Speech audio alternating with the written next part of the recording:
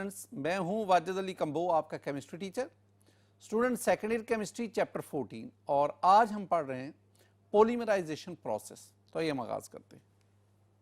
My dear student, polymerisation process यानी polymers formation, वो जो प्रोसेस है इसको आज हम स्टडी करने जा रहे हैं। पहले मैं आगाज करूंगा एक बहुत बड़े नाम से, Wallace Hume Carothers, W.H. Carothers.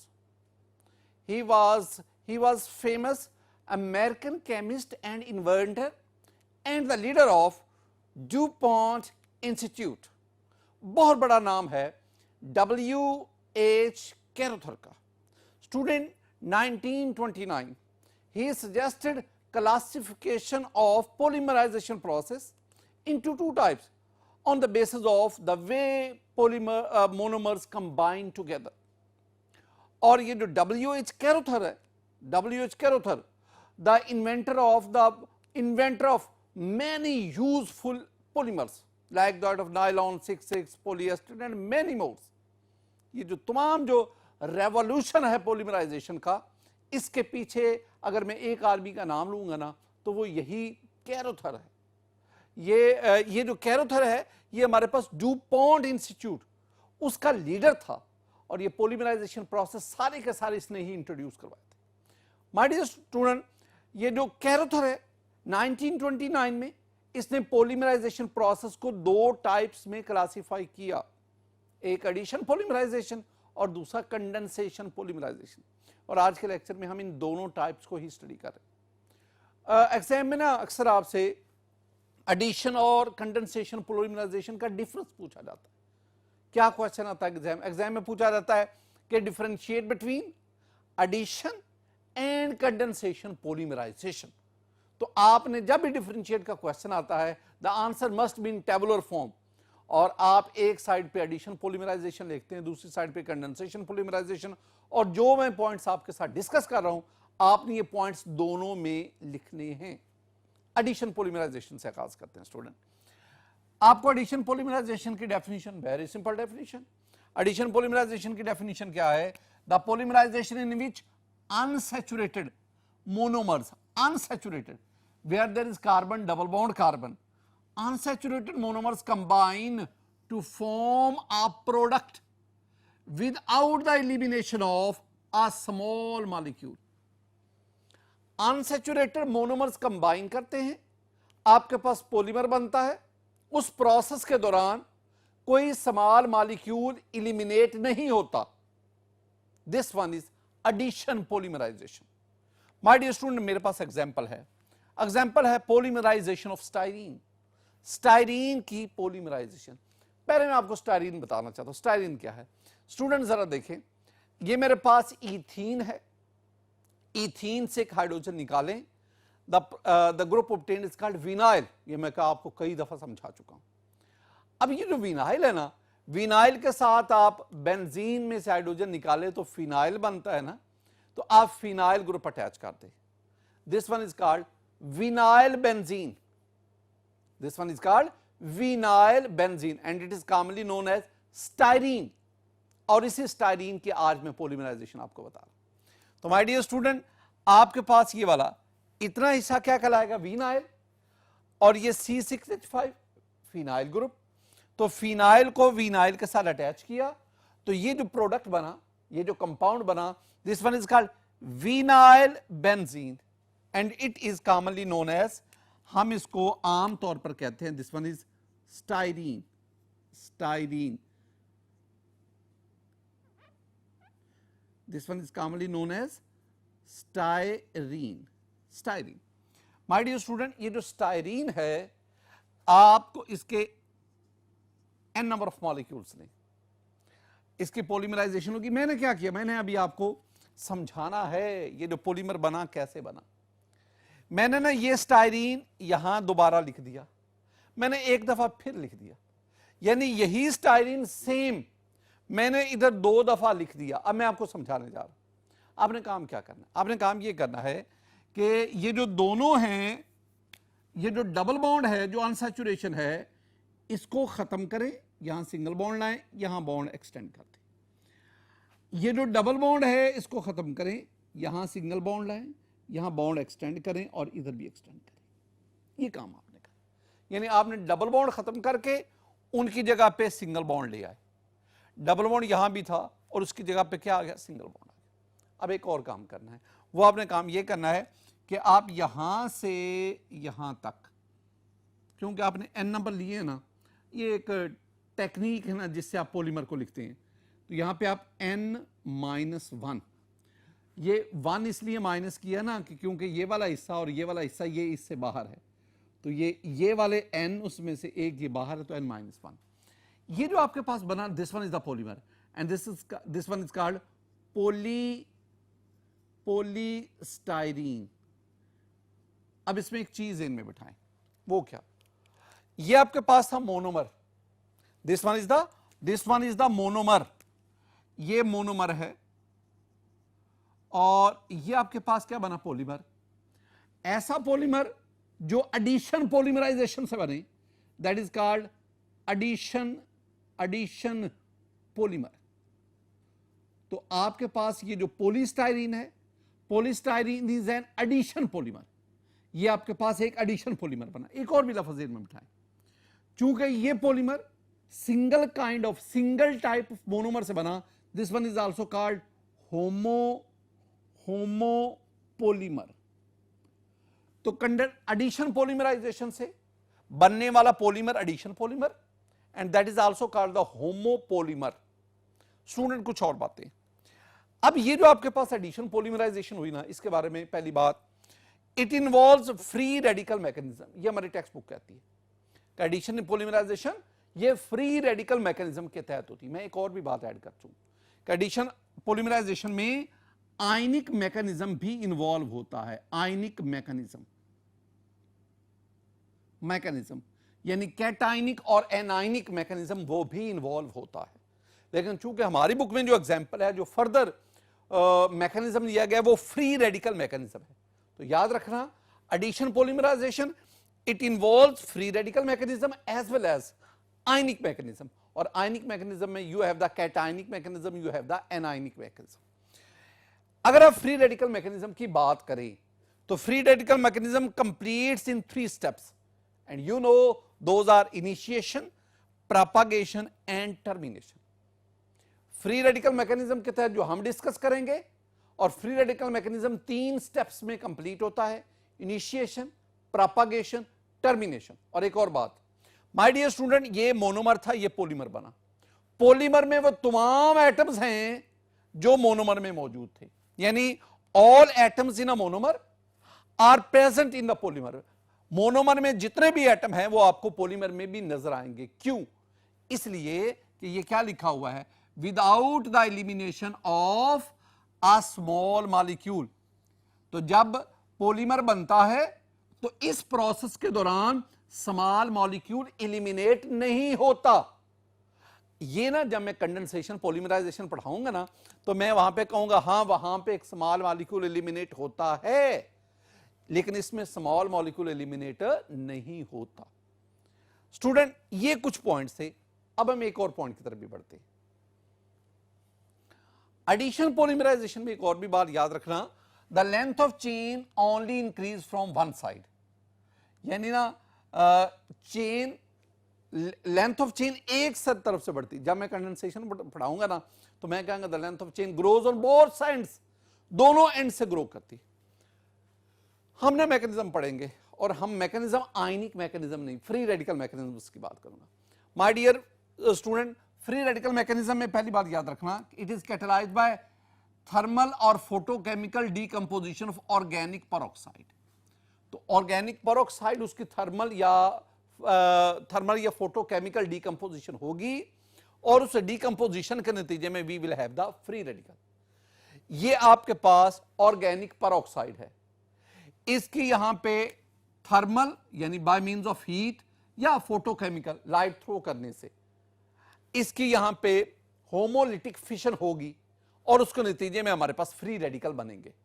लेकिन एक याद रखें, मैंने कहा ऑर्गेनिक पेरोक्साइड, कौन से ऑर्गेनिक पेरोक्साइड? आमतौर पर जो ऑर्गेनिक पेरोक्साइड लिए जाते हैं ना वो होते हैं बेंजोइल और टर्शरी ब्यूटाइल परऑक्साइड, ये आमतौर पर यूज होते हैं। आप जरा ना बेंजोइल को देखें, my dear student, this one is the benzoyl peroxide. और अगर आप ये ले लेंगे, now this one is the tertiary butyl peroxide, tertiary butyl peroxide. ये दोनों जो हैं, बेंजाइल परऑक्साइड या टर्शरी, ये दोनों एक्सीलेंट कंपाउंड हैं जो हमें फ्री रेडिकल प्रोवाइड करते हैं।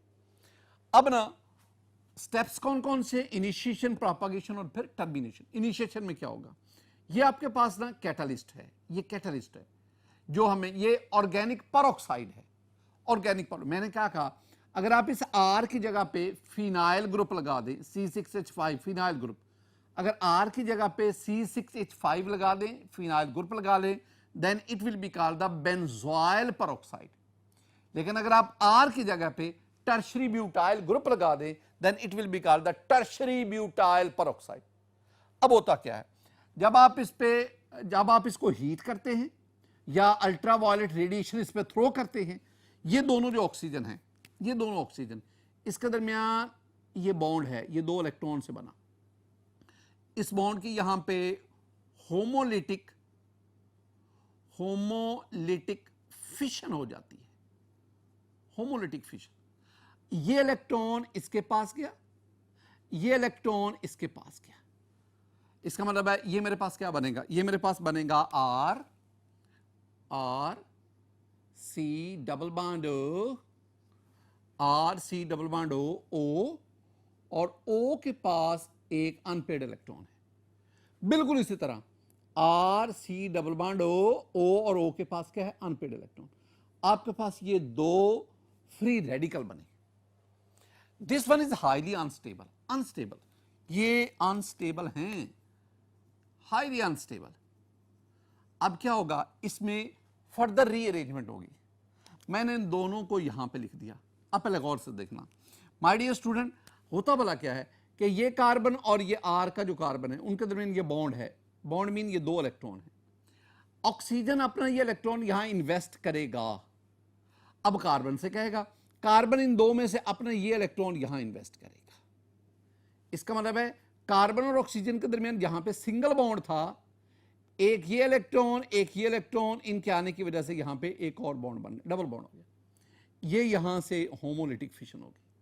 अब ये C डबल बॉन्ड हो, this one is the carbon dioxide, और ये इलेक्ट्रॉन इसके पास चला गया, तो ये आपके पास एक फ्री रेडिकल बना, ये फ्री रेडिकल बना, और साथ आपके पास कार्बन डाइऑक्साइड CO2 बना। अब स्टूडेंट, ये गैस है, ये इवॉल्व होगी। जब ये आप 2 लेते हैं तो इसका मतलब आपके पास 2 फ्री रेडिकल बने और 2 कार्बन डाइऑक्साइड के मॉलिक्यूल आपके पास हासिल हुए, ये बना। अब this one is the initiation. इस इनिशिएशन में जो चीज बनी उसको जरा गौर से देखें। हमारे पास ऑर्गेनिक परऑक्साइड था, इसकी थर्मल या फोटोलिटिक फिशन हुई, उसके नतीजे में आपके पास ये अनस्टेबल इंटरमीडिएट बना, और फिर उससे आपके पास ये फ्री रेडिकल बना। हम इस परऑक्साइड कैटलिस्ट से ये फ्री रेडिकल ही लेना चाहते हैं, ये हमें फ्री रेडिकल चाहिए। अब प्रोपगेशन में क्या होगा, ये फ्री रेडिकल है and this one is the molecule of styrene, ये विनाइल बेंजीन जिसे हमने अभी स्टाइरीन पढ़ा। अब क्या होगा, ये अपना एक इलेक्ट्रॉन इन्वेस्ट करेगा, ये अपना इलेक्ट्रॉन ये इन्वेस्ट करेगा। अब ये दोनों कार्बन के दरमियान ये पाई इलेक्ट्रॉन है, पाई बॉन्ड है, पाई बॉन्ड में 2 इलेक्ट्रॉन है, एक इस कार्बन का एक इस कार्बन का। अब ये कार्बन क्या करेगा, ये कार्बन अपना इलेक्ट्रॉन इधर इन्वेस्ट करेगा और ये इलेक्ट्रॉन इस कार्बन के पास। ये बड़ी गौर से सुनने वाली बातें, समझने वाली बातें। अब क्या होगा, अब इस कार्बन के और इस R के दरमियान यहां पे 2 इलेक्ट्रॉन आ गए और वो 2 इलेक्ट्रॉन इस कार्बन और R के दरमियान बॉन्ड का बायस बने। ये जो इलेक्ट्रॉन है ये इस कार्बन के ऊपर चला गया, अनपेड इलेक्ट्रॉन, और यूं आपके पास प्रोडक्ट क्या बना, प्रोडक्ट आपके पास बना R। अब इस R ने इसके साथ बॉन्ड बना लिया, बॉन्ड CH2। अब वो पहले डबल बॉन्ड था, अब वो सिंगल बॉन्ड रह गया CH, और इस कार्बन के पास अनपेड इलेक्ट्रॉन चला गया और नीचे वही C6H5 आपके पास बना। ये एक और फ्री रेडिकल बना। अब ये फ्री रेडिकल क्या करेगा, ये फ्री रेडिकल एक और स्टाइरीन मॉलिक्यूल उस पर अटैक करेगा। कैसे, ये देखिए माय डियर स्टूडेंट, इस स्टेप में जो हमारे पास फ्री रेडिकल बना, अब यही फ्री रेडिकल मैंने लिखा है। अब ये फ्री रेडिकल एक और स्टाइरीन मॉलिक्यूल, बिल्कुल स्ट्रैटेजी जो आपने पीछे जरा देखो, स्ट्रैटेजी क्या है, ये जो फ्री रेडिकल है ये अपना इलेक्ट्रॉन यहां इन्वेस्ट करेगा। अब इस कार्बन के दरमियान ये पाई बॉन्ड, 2 इलेक्ट्रॉन, ये इलेक्ट्रॉन इसका, ये कार्बन अपना इलेक्ट्रॉन यहां इन्वेस्ट करेगा। अब इस कार्बन के और इस कार्बन के दरमियान यहां 2 इलेक्ट्रॉन आ गए, शेयर्ड इलेक्ट्रॉन पेयर आ गया, जो दोनों कार्बन के दरमियान कोवलेंट बॉन्ड का बायस बना। ये इलेक्ट्रॉन यहां से इस कार्बन के पास चला गया। ये अब आपके पास क्या बना, आपके पास ये बना, जहां चेंज आती है ना ऑर्गेनिक केमिस्ट्री मैकेनिज्म में, याद रखा करो, जहां चेंज आती है सिर्फ वहीं पे चेंज करो। आपके पास ये बना R के बाद आपके पास CH2, ये मैंने ऐसा लिखा, ये CH, इसके नीचे C6H5 फिनाइल ग्रुप है। अब इस कार्बन का और इस CH2 वाले कार्बन का ये बॉन्ड बन गया, CH2 ये, और इसका आगे ये डबल बॉन्ड अब सिंगल बॉन्ड रह गया, ये आ गया जी CH, और नीचे आपके पास C6H5। एक अहम चीज वो ये है कि इस कार्बन के पास इसका ये इलेक्ट्रॉन आ गया, ये अनपेड, ये एक और आपके पास फ्री रेडिकल बना। अब ये जो फ्री रेडिकल है ये मजीद आगे एक और स्टाइरीन पे वो साथ इस तरह होता क्या जाएगा कि ये फ्री रेडिकल अपने साथ और स्टाइरीन साथ अटैच करता जाएगा, और यूं इस साइड पर, एक साइड पर कार्बन चेन की लेंथ उसमें इजाफा होता है, ग्रो करती जाएगी, बढ़ती जाएगी, इंक्रीज ग्रो करती जाएगी।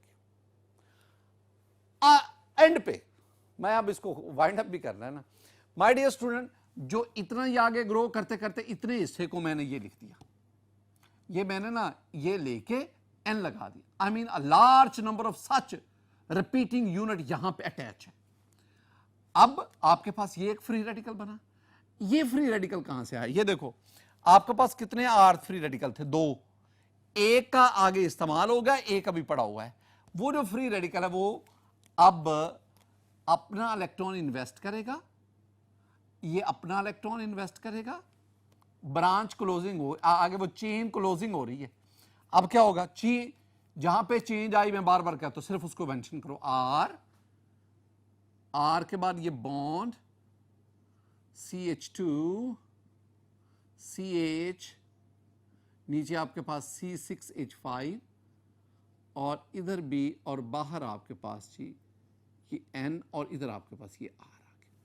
अब ये आपके पास this one is final product, ये आपके फाइनल प्रोडक्ट बना, और this product, this one is called polystyrene, इसको हम पॉलीस्टाइरीन कहते हैं। और ये जो मैकेनिज्म मैंने आपके साथ डिस्कस किया, this one is the free radical mechanism. My dear student, हम दूसरी टाइप पे जाते हैं, दैट इज कंडेंसेशन पॉलीमराइजेशन। आपने ना जो अभी एडिशन पॉलीमराइजेशन पढ़ी है ना, उसके लिए मैंने आपको 6-7 पॉइंट्स आपके साथ शेयर किए, आपको वो फिंगर टिप्स पे होने चाहिए, उनको अच्छी तरह याद कर लें। जब भी केमिस्ट्री याद किया करो ना, तो केमिस्ट्री कंपैरिजन से याद किया करो। एडिशन पॉलीमराइजेशन हो गई, याद कर लिया, कंसेप्चुअली क्लियर हो गए, अब आप उसको बुनियाद बनाकर आप कंडेंसेशन पॉलीमराइजेशन की तरफ बढ़ते। डेफिनेशन उससे मिलती जुलती, the polymerisation in which monomers having functional group combined to give a product, यानी ऐसे मोनोमर जिनके पास फंक्शनल ग्रुप है। उधर हमने कहा था अनसैचुरेटेड मोनोमर, जब हमने एडिशन पॉलीमराइजेशन कहा था तो वहां मैंने कहा था unsaturated monomer combined to give a product. यहां मैं कह रहा हूं monomers having the functional group, उधर अनसैचुरेटेड मोनोमर, और इधर monomers having the functional group combined to form a with the elimination of small molecule, उधर था without, इधर है with the elimination, यानी इसके दौरान आपके पास प्रोडक्ट मेन प्रोडक्ट जिसे हम पॉलीमर कहते हैं, उसके साथ साथ एक बाइड प्रोडक्ट भी बनेगा, एक स्मॉल प्रोडक्ट भी आ सकता है, वो वाटर भी हो सकता है, मिथाइल अल्कोहल भी हो सकता है। And this polymerisation process called condensation polymerisation. क्या कहलाएगा, कंडेंसेशन पॉलीमराइजेशन। दो तीन बातें याद रखें। पहली बात, कंडेंसेशन पॉलीमराइजेशन के नतीजे में जो पॉलीमर बनता है, that polymer is called condensation polymer. और उधर एडिशन पॉलीमराइजेशन में जो पॉलीमर बना था, एडिशन पॉलीमर। और दूसरी बात, कंडेंसेशन पॉलीमराइजेशन में ना दो different kind of monomer combine होते हैं, लिहाजा ये आमतौर पर कोपोलीमर होते हैं, कोपोलीमर। और एक और बात याद रखना, मैंने एडिशन पॉलीमराइजेशन में कहा था the nature of atoms present in monomer वो ही पॉलीमर में मौजूद होते हैं, लेकिन इसके पॉलीमर्स में नेचर ऑफ एटम शायद वो ना रहे, क्योंकि इस दौरान एक स्मॉल मॉलिक्यूल भी एलिमिनेट होता है ना, उसकी वजह से वो तमाम एटम जो मोनोमर में होंगे वो सारे के सारे एटम पॉलीमर में नहीं जाते, पॉलीमर में एटम्स उससे कम होते हैं। स्टूडेंट, इसमें हम आगे बढ़ते हैं और क्या पॉइंट्स हैं उनको देखते हैं।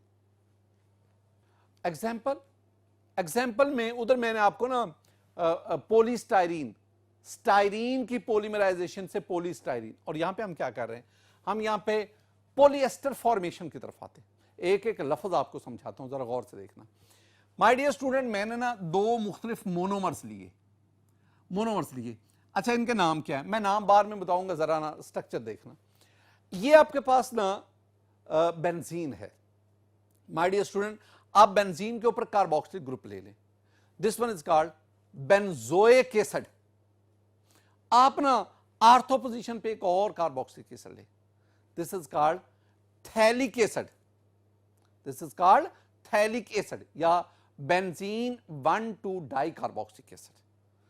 आप मेटा पे दूसरा कार्बोक्सिलिक एसिड लें, this one is called isophthalic acid या बेंजीन 1,3 डाई कार्बोक्सिलिक एसिड। एक और काम करें, आप ना पैरा पोजीशन पे दूसरा कार्बोक्सिलिक ग्रुप ले, now this one is called terephthalic acid, this one is also called benzene 1,4 di carboxylic acid. यही है, आप इसको यूं भी लिख सकते हैं, तो दिस वन इज टेरिथैलिक एसिड या बेंजीन 1,4 डाई कार्बोक्सिलिक एसिड।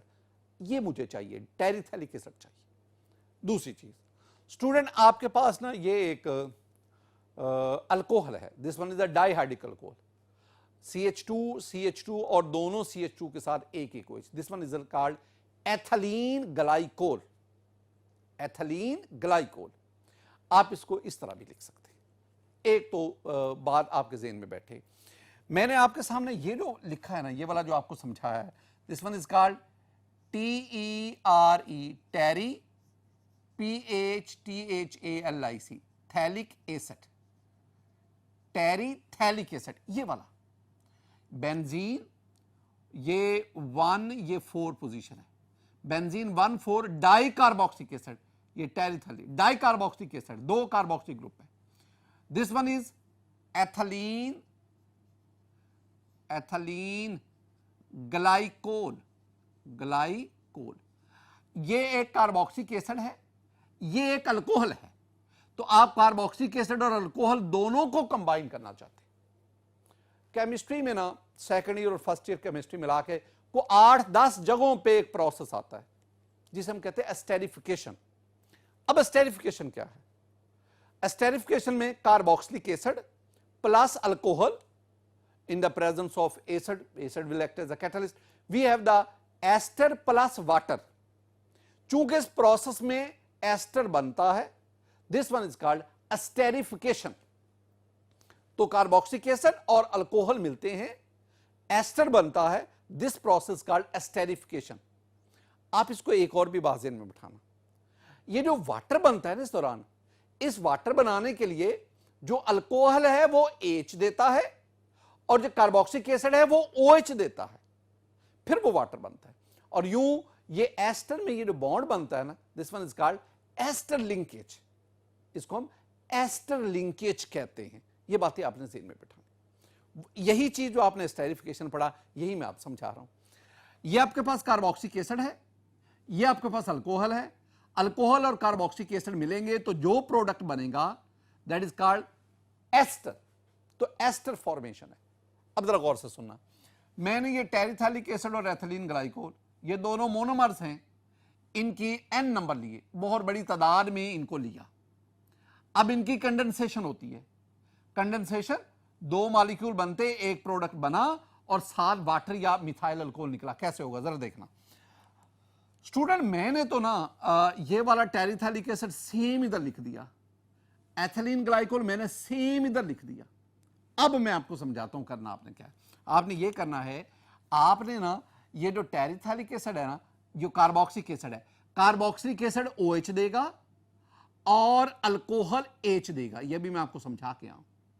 जब ऐसे देंगे तो आपके पास ये वाटर एलिमिनेट होगा प्लस H2O। लेकिन स्टूडेंट साहब जरा इधर भी ये OH है, ये वाला OH देगा और इधर आगे जो कार्बोक्सिलिक एसिड होगा वो H देगा। तो इसका मतलब है कि एक ये वाटर निकला, एक OH और H, एक और वाटर निकल गया। और अगर आप N लेते हैं तो आपके पास N नंबर ऑफ ये वाटर निकले। एक तो ये चीज होगी। अब जब यहां से ये वाटर निकल जाएगा तो अब ये C डबल बॉन्ड हो और इस O, इस कार्बन और इस ऑक्सीजन के दरमियान, ये देखो, ये मैंने OH निकाल दिया, इधर मैंने H निकाल दिया। अब इन दोनों के दरमियान ये बॉन्ड बना, ये वाला। This bond is called ester linkage. इसको हम एस्टर लिंकेज कहते हैं। बिल्कुल इसी तरह अब ये वाला एंड, ये वाला कार्बोक्सिलिक एसिड ये OH देगा। कार्बोक्सिलिक एसिड क्या देगा? OH। और इधर ये अल्कोहल जो है ये H देगा। इस तरह इसको मैं एक्सटेंड कर देता हूं और इधर मैं ये और इधर ये और ये मैं N लिख देता हूं। ये तो मैं आपको ना प्रोडक्ट लिखने का तरीका बता रहा हूं। मैं आपको बता रहा हूं कि इस कंडेंसेशन प्रोसेस के दौरान वाटर 2 N क्यों लिखा? क्योंकि आपने N नंबर ऑफ मॉलिक्यूल्स दिए थे और ये आपके पास पॉलीमर बना। इस पॉलीमर को हम कहते हैं पॉलीएस्टर। मैंने तो उसको थोड़ा सा हिस्सा लिखा ना, यहां पे एस्टर लिंकेज बना, यहां आगे एस्टर, फिर आगे, इस तरह एस्टर लिंकेज, बहुत सारे एस्टर और बहुत सारे सेवरल एस्टर के लिए हम लफ्ज क्या यूज करते हैं? पॉलीएस्टर। ये जो कंपाउंड बना, ये कंपाउंड है, जर्नल इसका नाम, इस फैमिली का नाम है पॉलीएस्टर। और ये जो प्रोसेस है that is called esterification, ester formation, polyester बना। अच्छा, इसके ना कई नाम हैं। ये जो खास तौर पे ये जो बना, इसको हम PET भी कहते हैं, पेट भी कहते हैं। इसे हम ना टेरिलीन भी कहते हैं, टेरिलीन। इसे हम ना डेक्रॉन भी कहते हैं, डेक्रॉन। अच्छा, हर एक लफ्ज की ना, इसे ना लेवसोन भी कहते हैं, LAVSN, लेवसोन, ये भी कहते हैं। मुख्तलिफ इसके नाम है। अच्छा, अब हर एक नाम की रीजन देखना। PET का मतलब क्या है?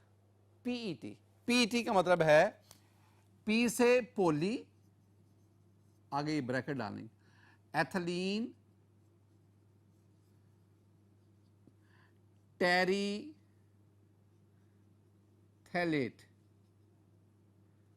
ये आपके पास होगा। तो इससे PET। अच्छा, टेरिलीन क्यों कहते हैं? ये दो अल्फाज है, टर और YLEN, टरलीन। हम टेरिलीन इसको बोल देते हैं। अच्छा, टर कहां से है? ये देखो, ये आपके पास है टर, TER, और ये YLEN, ये आपके पास YLEN। तो चूंकि ये दो मोनोमर मिलकर इसको बना रहे हैं, तो ये टर और लीन इसको मिलाएं तो क्या बना? टेरिलीन। इसको ना डेक्रॉन भी कहते हैं, डेक्रॉन। अब याद रखना कि UK में, इंग्लैंड में हम इसे टेरिलीन कहते हैं, इसको टेरिलीन कहते हैं। USA, अमेरिका में हम इसे डेक्रॉन कहते हैं। और बिल्कुल इसका लेवसन हम इसे कहते हैं इसमें रशिया में। ये मुख्तलिफ इसके नाम है। ये होता क्या है? टेरिलीन क्या है? पेट क्या है? अगर आप देखेंगे, all these products are made up of terylene. Terylene is a polyester. ये फाइबर की फॉर्म में होता है, धागे की फॉर्म में होता है, और इससे आप मुख्तलिफ किस्म के प्रोडक्ट बनाते हैं। ये सारे के सारे प्रोडक्ट जो हैं ये टेरिलीन से बने हुए हैं। और टेरिलीन को सबसे पहले किसने इन्वेंट किया था? इसी WH कैरोथर ने, जो कि डी पॉन्ट उसमें ये उसका टीम का हेड था, लीडर था। माय डियर स्टूडेंट, ये जो मैंने आपको समझाया था, इसमें ना सिर्फ मैंने आपको टेरिलीन या डेक्रॉन इसकी जो है फॉर्मेशन बताई, बल्कि इसमें मैंने आपको यह भी बताया कि ये वाला जो प्रोसेस है, no free radical mechanism, it takes place in a single step.